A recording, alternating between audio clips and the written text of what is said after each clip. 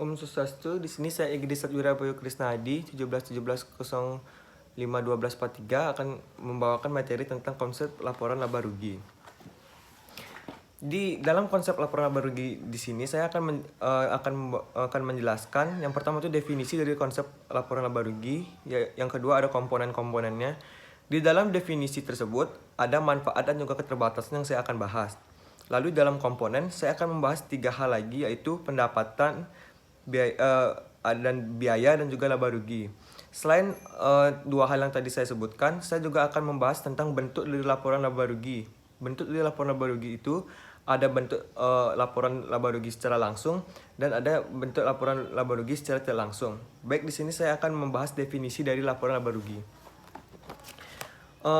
Menurut Raharja Putra, laporan laba rugi merupakan bagian dari laporan keuangan yang sangat penting. Format dasar dari laporan laba rugi yang pertama itu adalah penjualan dikurangi harga pokok penjualan, lalu dikurangi dari biaya operasi.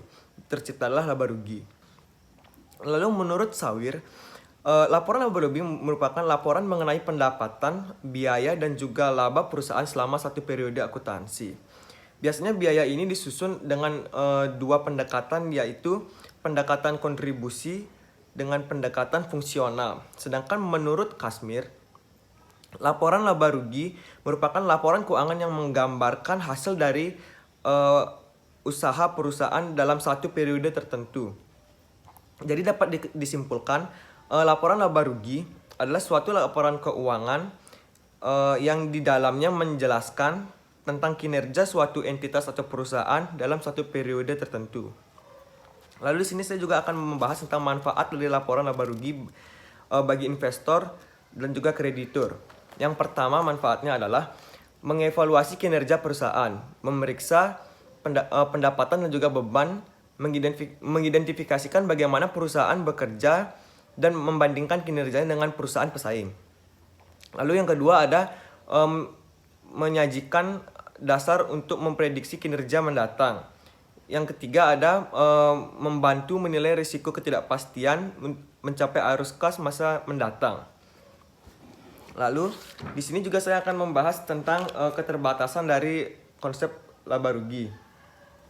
Yang pertama, pos-pos yang tidak dapat diukur secara akurat akan tidak dimasukkan ke dalam laporan laba rugi. Yang kedua, angka-angka laba rugi itu dipengaruhi oleh metode akuntansi yang digunakan. Sebagai satu bentuk contoh, sebuah perusahaan memilih menyusutkan aktiva pabriknya atas dasar dipercepat. Sementara itu, perusahaan lainnya lebih menggunakan metode garis lurus untuk menyusutkan aktivanya. Jadi jelas 2 metode tersebut sudah berbeda, maka akan menghasilkan angka yang berbeda pula. Yang ketiga, pengaruh laba yang melibatkan pertimbangan. Sebagai satu bentuk contoh, sebuah perusahaan mungkin akan mengestimasikan umur dari suatu aktiva itu selama 20 tahun. Lalu perusahaan lainnya memilih umur 15 tahun untuk jenis aktiva yang sama. Sejumlah perusahaan mungkin akan membuat estimasi yang terlalu optimis untuk menciptakan biaya garansi di masa depan dan menghapuskan piutang tertagih sehingga menciptakan beban yang lebih rendah dan juga laba yang lebih tinggi. Lalu di sini saya akan membahas juga tentang komponen laporan laba rugi.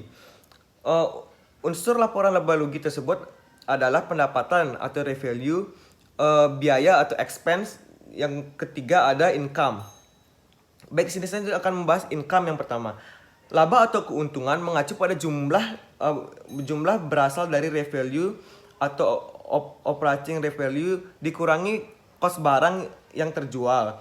Biaya-biaya lainnya dan juga kerugian menurut akunting terminologi Bolton atau ATB nomor 2. Lalu ada laba bersih atau net income, adalah kelebihan atau defisit pendapatan atas biaya dari suatu periode akuntansi tertentu. Lalu ada laba komparatif. Laba komprehensif.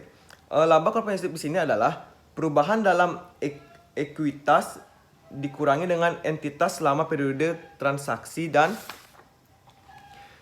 kejadian atau keadaan yang bukan berasal dari sumber pemilik. Lalu di sini juga saya akan membahas tentang pendapatan atau revalue. Bagaimana cara suatu entitas mendefinisikan laba bersih? Pemisahan ke dalam komponen laporan dan juga pemberian gambaran perusahaan yang lebih baik. Komponen tersebut telah diklarifikasikan sebagai pendapatan biaya, pendapatan keuntungan, dan juga ada kerugian.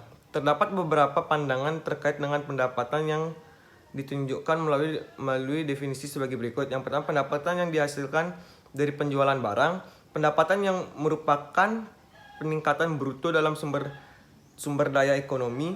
Lalu pendapatan adalah aliran masuk atau peningkatan yang lainnya atas sumber daya ekonomi.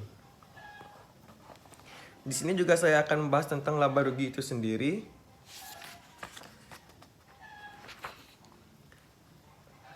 Kerugian di sini adalah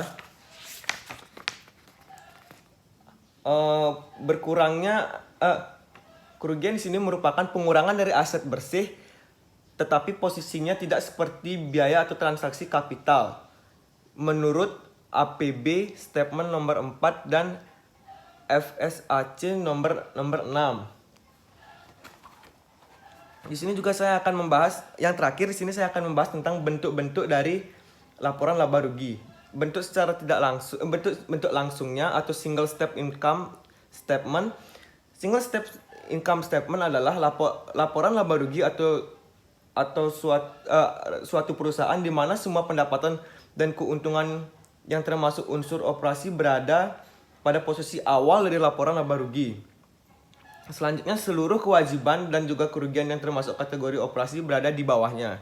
Lalu, laporan laba rugi yang bersifat tidak langsung atau multi-step income statement adalah bentuk laporan laba rugi atau rugi suatu di mana di dalamnya terdapat beberapa langkah dalam menentukan keuntungan bersih perusahaan. Sekian yang dapat saya sampaikan. Terima kasih.